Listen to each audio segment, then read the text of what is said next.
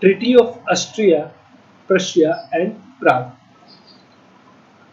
तो ये जो था ऑस्ट्रिया प्रशिया के बीच में ट्रीटी जो हुई थी प्राग में, ठीक है, इसके बारे में हम पढ़ेंगे और इसे आप कह सकते हो कि सेकंड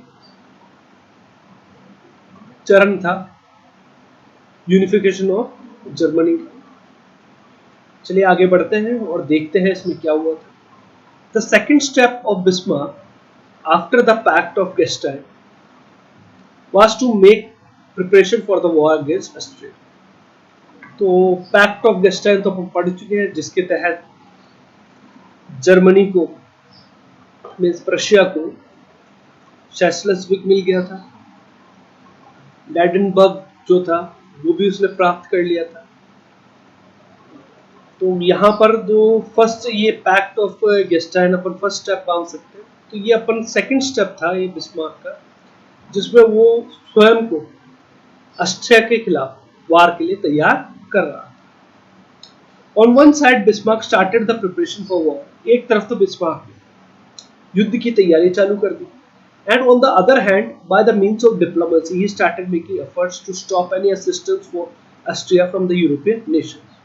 और दूसरी तरफ उसने डिप्लोमेसी के द्वारा के माध्यम से यूरोपियन नेशन से ऑस्ट्रिया के लिए कोई भी सहायता को रोकने के प्रयत्न चालू कर दी।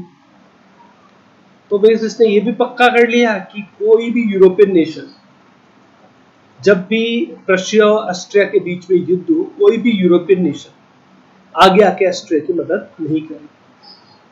आगे देखें।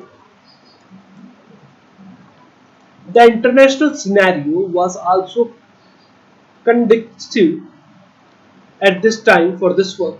और जो अंतरराष्ट्रीय वातावरण था इस काम के लिए उस समय बिल्कुल सहायक था।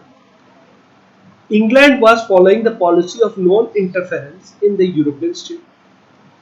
देखिए, सबसे पहले ये कहा गया कि इंटरनेशनल सिनेरियो बहुत अच्छा था, तो उसका प्रमाण इसी से मिलता है कि इंग्लैंड जो था उस वक्त policy of non interference follow कर रहा था, जिसके तहत ये था कि वो यूरोपियन स्टेट में अगर कुछ भी होता है तो उसमें वो हस्तक्षेप नहीं करेगा, उसको कुछ भी लेना देना नहीं था। यूरोपियन स्टेट में कुछ भी होता है तो that is the policy of non interference.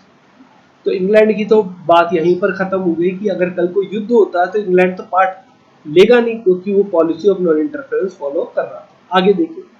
The sympathy of Russia was obtained by providing assistance at the time of revolt in Poland। Russia जो है, रशिया की सिंपति भी में सहानुभूति जो थी वो भी प्राप्त कर। कैसे? मीन्स पोलैंड में जो विद्रोह हुआ था तो उस समय उनको सहायता देके तो रशिया भी प्रशिया के पक्ष में आ गया। ठीक है। तीसरा देखिए, France was persuaded to remain neutral on the promise of getting a certain part of the territory of Rhine। और फ्रांस को समझा लिया गया कि वो अगर न्यूट्रल रहता है, मीन्स कुछ भी नहीं करता है, शांत रहता है, तो उसे राइन की जो टेरिटरी, राइन जो एरिया है उसके क्षेत्र में से कुछ हिस्सा उसको दे दिया जाएगा। तो फ्रांस भी चुप, रशिया भी उनके पक्ष में, और इंग्लैंड तो वैसे ही चुप था। आगे देखो। Austria was an obstacle in the unification of Italy. तो ऑस्ट्रिया जो था, यूनिफिकेशन ऑफ इटली जो है उसमें भी एक ऑब्स्टिकल था। A pact was signed between Prussia and Sardinia in 1866 AD, according to which Venetia would be handed over to Sardinia in case Sardinia initiated a war against Austria।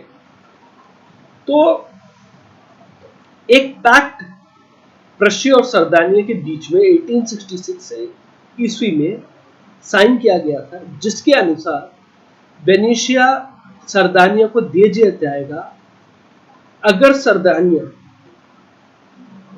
Austria के खिलाफ वार शुरू करता है। When the Germans revolting against Austria in Holstein, जब Germans Austria के खिलाफ Holstein में विद्रोह कर रहे थे, Bismarck was giving secret assistance to them. Bismarck उनको गुप्त सहायता प्रदान कर रहा था। तो अब बिस्मार्क को ये तो पता था कि बहुत अच्छा टाइम है युद्ध लड़ने का, और उसने इंग्लैंड भी शांत था, रशिया को अपने पक्ष में कर लिया था, फ्रांस को न्यूट्रल कर दिया था। तो ये बहुत अच्छा टाइम था बिस्मार्क के पास कि वो ऑस्ट्रिया को किसी तरह विवश करे युद्ध के लिए। तो ये एक तरीका तो ये हो गया कि भाई जर्मन्स रिवोल्ट कर रहे थे तो उनको सीक्रेटली वो असिस्टेंस प्रोवाइड कर रहा था। आगे देखें। On the other hand, Austria was promoting the movement going on in the favor of the Duke of Augustin and Holstein.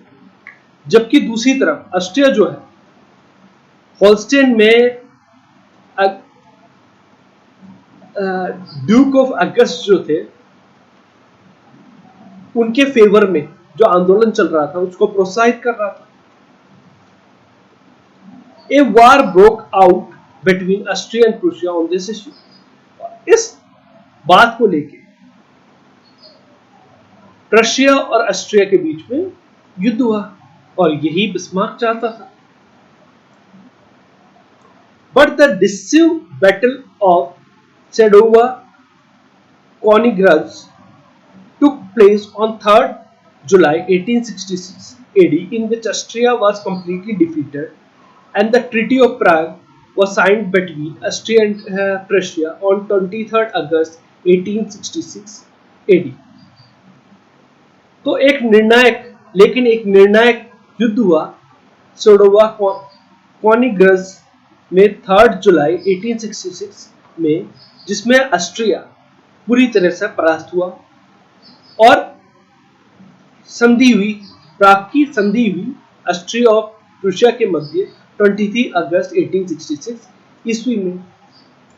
Dutch of Holstein was merged into Prussia और Holstein भी अब Prussia को मिल गया।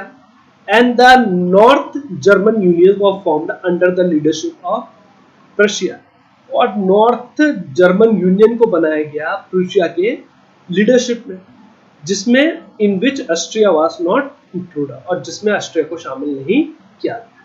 तो आप ये देख सकते हैं कि ये दूसरी जीत थी बिस्मार्क की।